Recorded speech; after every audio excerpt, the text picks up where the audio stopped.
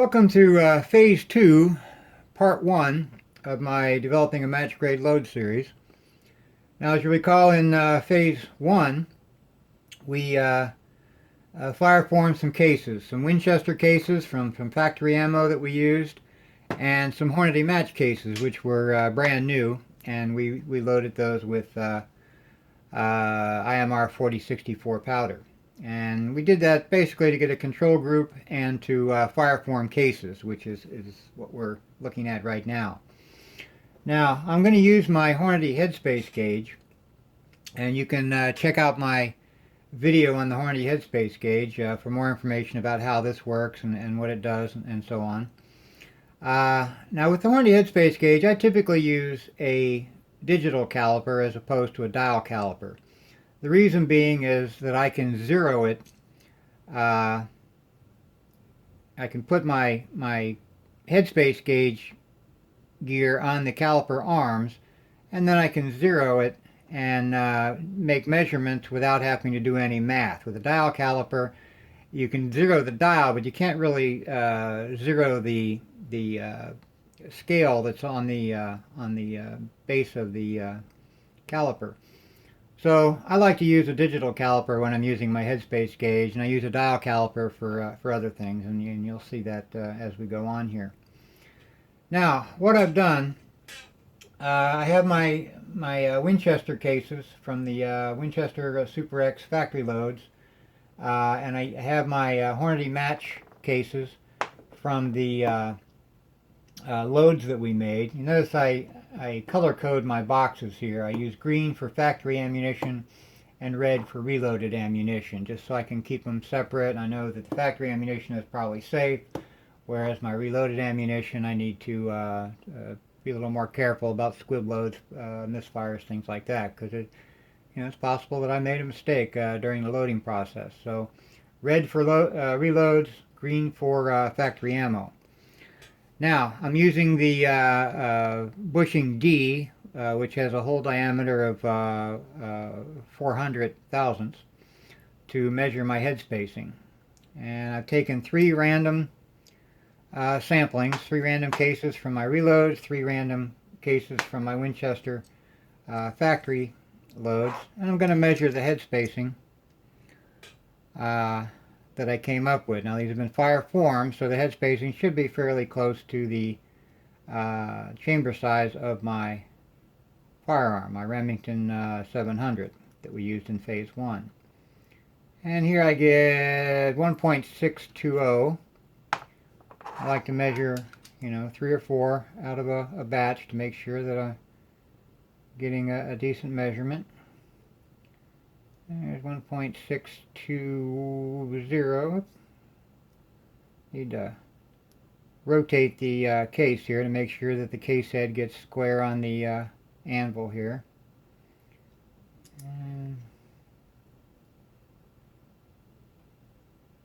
1.621.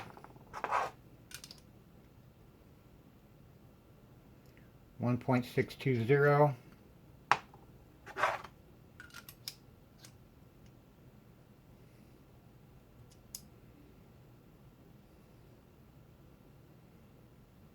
1.621,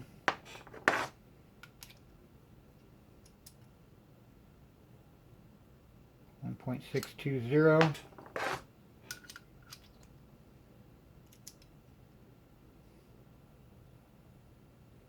1.620. So my head spacing should be right around 1.620 inches. That's from the datum line, or from the datum line that my Hornady headspace gauge uses anyway, to the head of the case. 1.620 inches.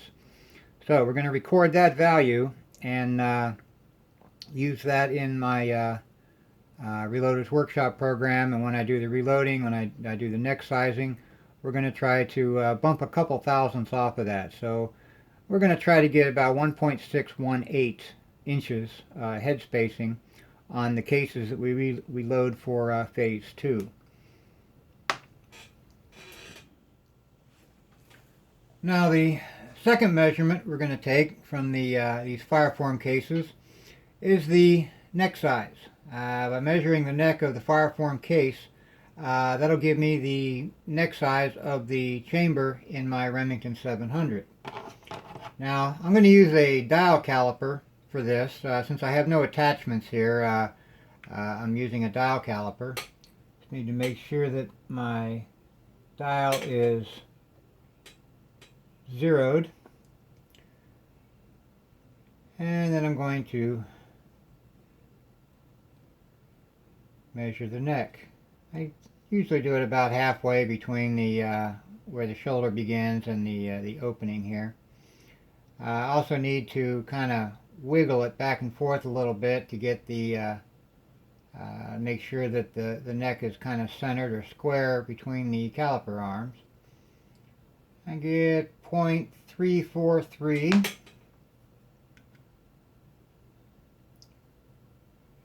0.343.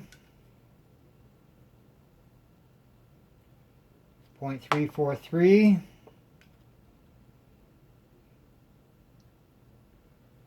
0.343. I think we've got a trend going here, folks. 0.343.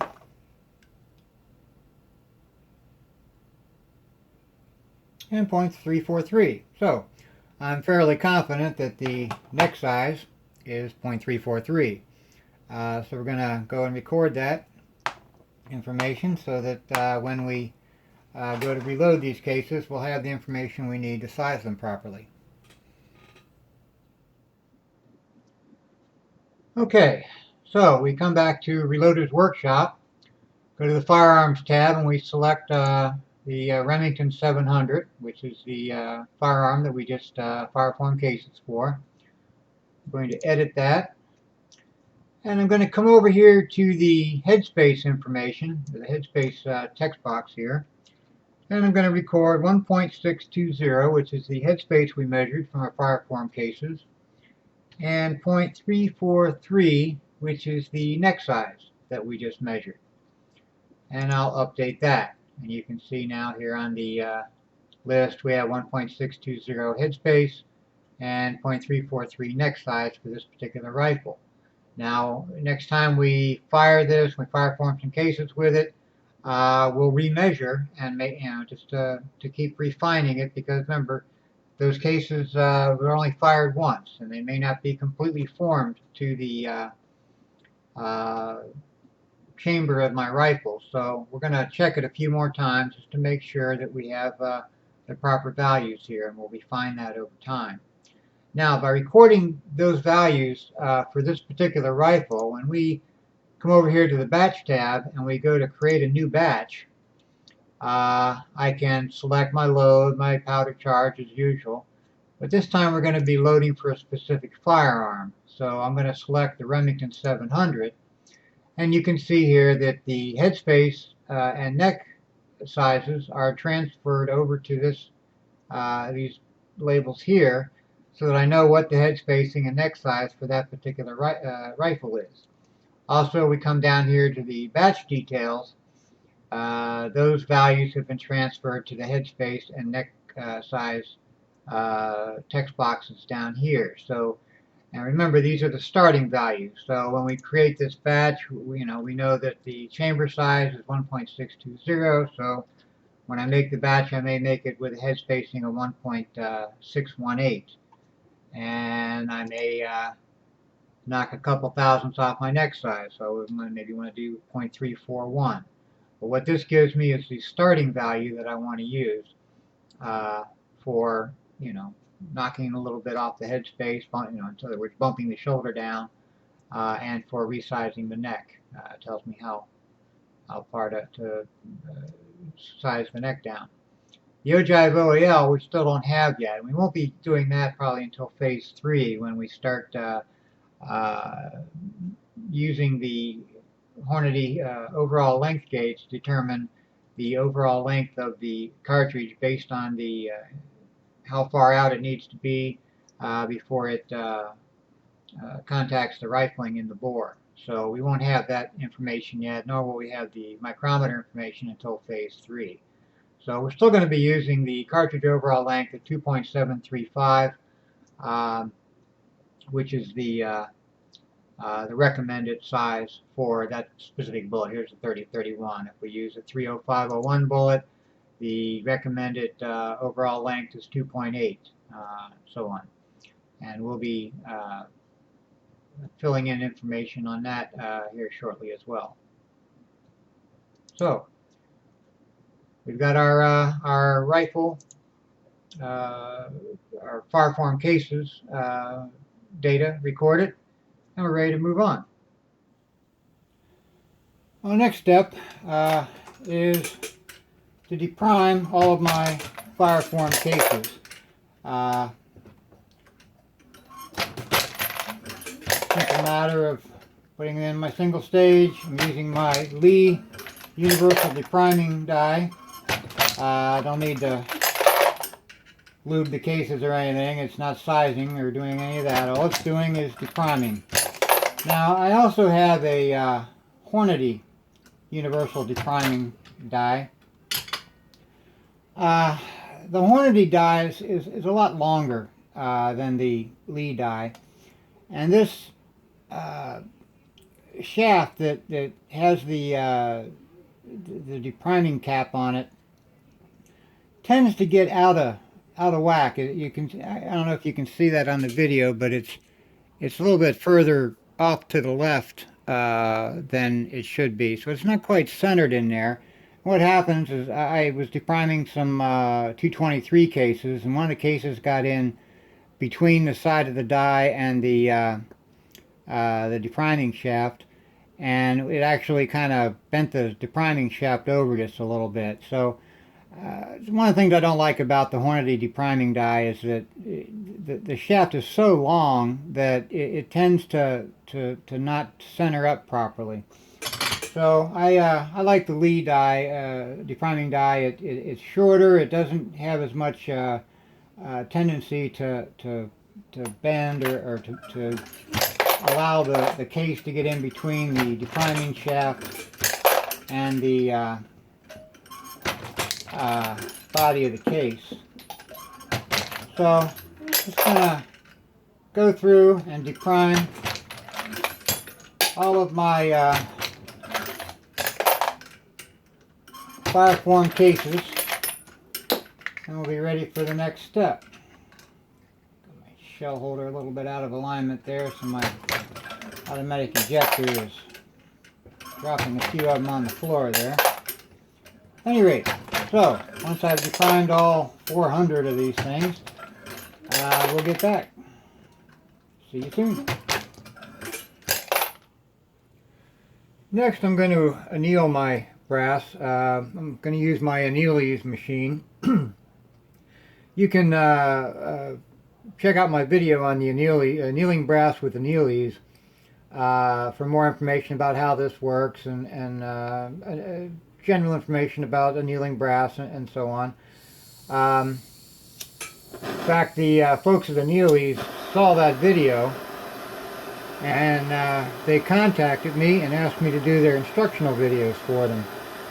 So if you do go out to annealings.com to check out their equipment, and you go to their instructional videos, you'll find yours truly actually doing the videos for them. So bear in mind that my review of their Annealings was done long before they contacted me to do their instructional videos. A couple of people commented about that, you know, I did a review, but I'm also the guy who does the instructional video. It's totally on the up and up. At any rate, I always anneal my once-fired brass simply because I want everything to be consistent. I want to start out with all my brass being in the same condition, and I know exactly what's been done to it. I realize that the manufacturer has already annealed these. They've only been fired once. They're not going to get work hardened too much, but I just want all my brass to be in the same condition. After this, I'll probably only anneal it every 2, 3, or 4 firings. So let me get started with the annealing process here. Oops.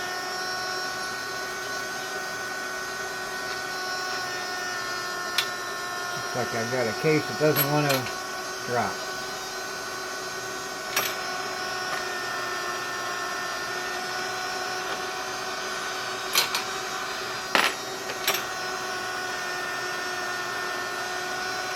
Yeah, it should only be in the flame for about 5 seconds. If the flame starts to turn orange like that, then it's starting to over anneal. So I'm gonna bump my flame down a little bit here.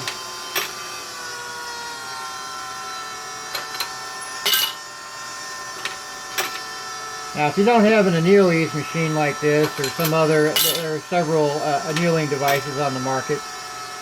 You can do it by hand. You know, there's several YouTube videos out there that will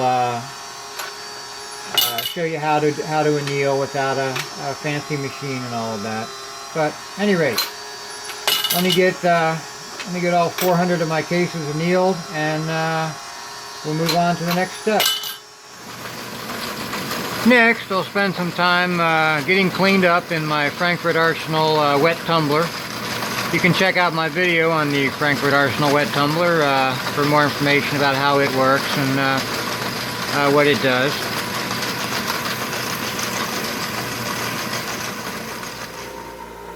Then, once they've been completely dried out and spent 15 minutes in the oven at about 150 degrees, I'll spend some time in my Hornady vibratory tumbler with corncob media to get a little polishing work done. Well, before we can go any further, we have to determine what our loads are going to be and how we're going to size our cases. Now, as you can see here, I've added 8 new loads to our load data tab. You see here, the first 4 here are the loads from phase 1, where we're using the 150 grain Firepoint Hornady bullet with the IMR 4064 powder. The other 8 loads here are new. You see our load data database is growing. And what I've done is, for the 2 bullets that we're going to be using or starting out with in phase 2 anyway, the Hornady 168 grain Bowtail hollow point match bullet and the Hornady 178 grain AMAX. Now I've got 2 loads. Let me filter down just to the 30501 bullet here. For this bullet, I have a load with both the Hornady match and Winchester cases using Hornady Varget powder. And I have another 2 loads using the Hornady match and Winchester case, this time using the IMR 4895. If we take a look at these, this is with the Hornady Varget powder. You see here that we have our charges anywhere from 32.6 grains as our starting load, down to 44 grains for our max load. And that's going to give us a velocity of anywhere from 2100 to 2600 feet per second. Although remember, they're using a 22-inch barrel for their testing. We're using a 20-inch. So if you remember from phase 1, our velocities were a little over 100 feet per second slower than what the factory testing came up with. Now, anytime you're starting a load with bullet and powder that you've never used before, always start with the starting load. Don't jump into the higher loads here until you know what the starting load is going to do for you, and then work your way up. Now, in this case, I have loaded this particular bullet and powder combination using the starting load and the second load here, 34.9 grains. For phase 2, for my developing a match grade load video series, I'm going to start up here with a 37.1 grain and a 39.4 grain. This should give us 2300 to 2400 feet per second, remembering that we're going to be about 100 or a little over 100 feet per second slower than that with our 20-inch barrel. But for those of you who have never used this bullet powder combination, please start with the starting load. That's always the way you should do it. I can't stress that enough. Even though I'm starting with the third load on the chart here. So that's the Hornady Varget. We also have the IMR 4895. And here's the charge list for that. Again, there's 6 charges. Again, if you've never used this bullet powder combination, start with the starting load. We're going to be using the middle 2 loads here, the 38.3 and the 40 grain. And we're going to get between 2,300 and 2,400 feet per second. Again, probably about 100 or so feet per second slower than that in our loads. And I have the same 4 loads for the 178 grain AMAX bullet with both the Varget and the IMR 4895, and we're going to be doing the same thing. We're going to be starting with the third load in the list, and we'll be doing the third and fourth loads here for both the Hornady Varget and for the 4895. With 4895, we're going to be there's only 5 loads here, so we're going to be using again the third and fourth load. And we're getting dangerously close to that max load here, so we're going to pay very close attention when we shoot the 37.5 grains for any overpressure signs, things like that, before we move up and start shooting the 39.3s. Okay. So let's move over to our batch editor. And here we see the 2 batches we did from phase 1 with their test data. We're going to add our new batches for phase 2. Now, for the 168 grain Bowtail hollow point match bullet, here's our 4 loads. We'll select the first one here. We're going to use the powder charge 37.1 grains, which is the third powder charge in the list. We're going to be doing this for the Remington 700 SPS Tactical we used to fire form our cases. So batch number 4, our load date, we're going to load 20 rounds. Case trim length is 2.005. The cases have been fired once from phase 1. The cartridge overall length for this particular bullet in 308 Winchester is 2.8 inches, so that's fine. We'll leave that there. We don't have an ogive OAL yet. Here our head spacing and neck size information has been transferred over. Now I'm going to knock a couple of thousandths off the head spacing down to 1.618. And we're going to want to knock a little bit off of our neck size. Now, at first blush, you'd think, well, we're going to knock, say, 2 thousandths off and go with 0.341 inches. Well, we can't do that. Here's the problem. I have my Fireform case here. Using my calipers, I determined that my outer neck diameter is 0.343 inches.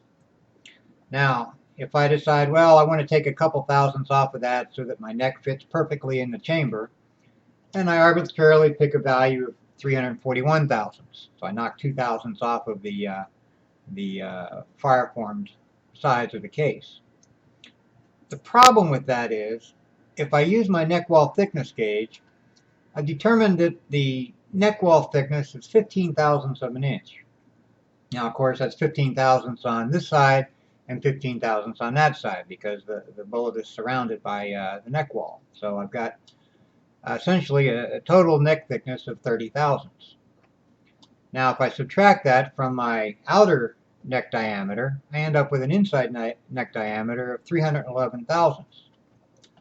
But the bullet diameter is 308 thousandths.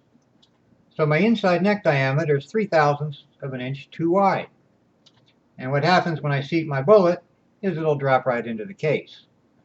No tension. So in order to determine my neck size properly, I need to start from the other side, from the other direction. First, I take my bullet diameter. Then, using my neck wall thickness gauge, I measure the cases that I'm going to load. Not just any case. I can't just decide that 15 thousandths is true of all cases in the world. I have to actually measure the cases that I load. In this case, I found that the Hornady match cases have a neck wall thickness of 15 thousandths. Now, of course, I have to double that, and that gives me a total neck wall thickness of 30 thousandths. And that means my maximum neck size that I can size my neck to during the sizing operation is 338 thousandths. Now, the neck bushing sizes available from Hornady go anywhere from 332 thousandths up to, oddly enough, 338 thousandths. Apparently the boys at Hornady know that a neck wall on a 308 Winchester cartridge or case is 15 thousandths of an inch. At least the ones from Hornady are, anyway. So if I select the 338 thousandths neck bushing, that means the inner neck diameter is going to end up to be 308 thousandths, which is exactly the same as the bullet diameter. Now that means that the bullet will fit perfectly in the neck, but the only tension there will be, the only thing holding that bullet in the case will be the friction between the sides of the bullet and the inside of the neck. Now if I select the 336 thousandths neck bushing, that means my inner neck diameter is going to be 306 thousandths. And that means that when I seat my bullet, it's going to expand that neck about 1/1000th of an inch all the way around. If I use a 338 thousandths neck bushing and I have a 308 thousandths inner neck diameter, I'm probably going to want to crimp that bullet. Just so I get a little more tension than just the friction of the bullet on the inside of the neck. If I use the 336 thousandths neck bushing, then it's going to give me a little more tension between the bullet and the inside of the neck, and I probably get away without crimping. However, we need to look at the bullet itself too. If I use that 30-31 150 grain spire point, it has a flat tail on it. In other words, the corners of the bottom of the bullet are squared. So the very bottom of the bullet is 308 thousandths. So if I use the 336 thousandths neck bushing, and I have a 306 thousandths inner neck diameter, that means I'm going to have a problem getting a 308 thousandths inch bullet into that case, and I may end up crushing the neck down a little bit where the bullet doesn't quite go in, and when I raise the ram, it's going to kind of crush that neck down a little bit. Whereas with the AMAX bullet or the Hornady match bullet, it's a boat tail, which means that the bottom of the bullet kind of is beveled in just a little bit, and I can get it into a neck that's 306 thousandths inner neck diameter, although it'll still be moving it out. So you have to kind of take a look at the bullet you're using as well before you do the neck sizing. If you size it down to 306 thousandths of an inch inner neck diameter, you better make sure you have a boat tail bullet to put in there. Whereas if you have a flat tail bullet, you're going to want to have a 308 thousandths inner neck diameter. Now, for purposes of this video, I'm going to use a 338 thousandths neck size bushing, and I'm going to plan on putting a crimp on my bullets. One other note too is that if I go down to the 334 thousandths neck bushing or the 332 thousandths neck bushing, I'll end up with more tension on the bullet between the neck wall and the bullet. But all I'm really accomplishing there is to cause my case I resize my case neck down to 334 thousandths, for instance, and then I put the bullet in it, and it's going to expand it by 2 thousandths all the way around, or worse, by 3 thousandths all the way around with the 332 thousandths neck bushing. All I'm doing is contracting and expanding the neck. I'm not really accomplishing anything other than getting even more tension on the bullet to hold the bullet in, and that's going to raise my pressure slightly and things like that. So in this case, with 15 thousandths inch neck walls, the lowest I would want to go is 336 thousandths. So it's back to Reloader's workshop, and now that I have determined what my neck size needs to be, I'll go ahead and put in 0.338 inches for my neck size. Now I'm only going to neck size these. I'm not going to full length size them, so I'm going to uncheck the full length size radio button here.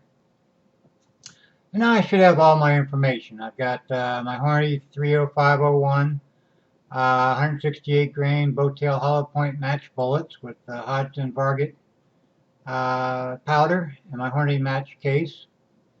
I'm using 37.1 grains of powder. I'm loading for my Remington 700. This is batch number 4. The load date, I'm going to load 20 rounds. My case trim length 2.005. My cartridge overall length 2.8. I don't have the ogive OAL. These cases have been fired once. Notice down here the cartridge cost of 94 cents. If I change my number of times fired, it jumps up to 134. But now since I'm using that case a second time, essentially it's going to cut the cost of the case in half. So now the cartridge cost is only going to be 94 cents because I've, reusing my case essentially, which is a big part of why we reload. My head spacing, I've determined I'm going to bump it down by 2 thousandths, down to 1.618 from the firearms head spacing of 1.620. I got my neck size of 338. It's going to be neck size, not full length size. And then I'll print my label. Now I'm going to print it on regular 8.5 by 11 paper for now, just in case I have to change something during the loading process. I realize that maybe my neck size needs to be longer or something like that. So I'm going to just print it on regular paper. There's another reason for that, and I'll show you that here in just a little bit. So I'm going to print it on an 8.5 by 11 piece of paper can print up to 6 labels. So I'm going to print it in position 1 here. Go ahead and select my printer. I'm a little low on toner there. So I'll print that out. I'll add my batch to my batch list, and then I'll create my next batch. For this batch, I'm going to use the same load, but this time I'm going to be using the Winchester case. So I'll select that load up here. I'm going to be using 37.1 grains of Hornady Varget, or Hodgson Varget, sorry. My Remington 700, batch number 5. I'm going to load 20 rounds of this. Same information here. Head spacing is going to be 1.618. Neck size is 0.338 again. And I'll print that. This time, of course, I'll print it in the second position on the paper.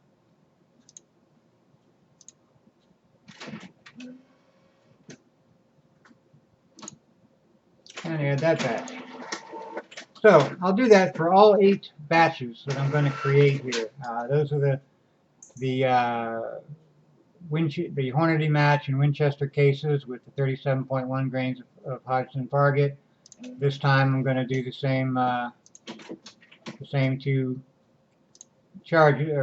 loads, except this time I'm going to use 39.4, and all the other information being the same.